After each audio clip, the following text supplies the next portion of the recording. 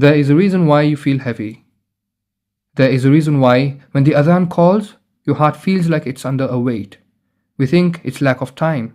We think it's burnout. But often, it is the accumulation of unaddressed sins. You would not invite a king into a house filled with trash.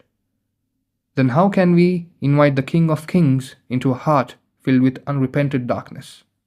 Allah says in a beautiful Hadith Qudsi, O son of Adam, so long as you call upon me and ask of me, I shall forgive you for what you have done, and I shall not mind. But Tawbah is not just a sorry. It is a structured, legal and spiritual return.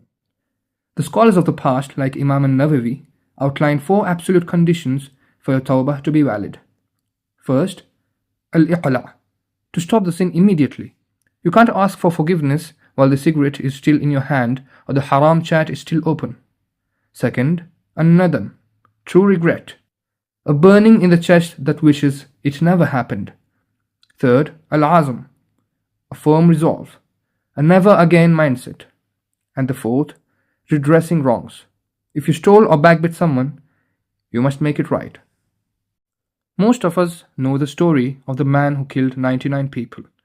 He went to a worshipper who said, "There is no hope for you," so he killed him, making it 100. But then he went to a scholar. The scholar did not just say, "Allah is merciful." He gave him a plan.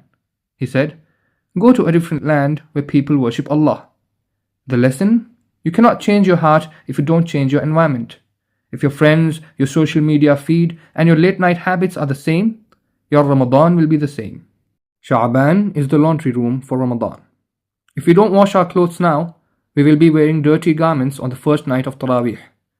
Ibn Rajab al-Hanbali said, "The month of Rajab is the month of planting, Sha'ban is the month of watering, and Ramadan is the month of harvesting." Today, we perform the grand audit.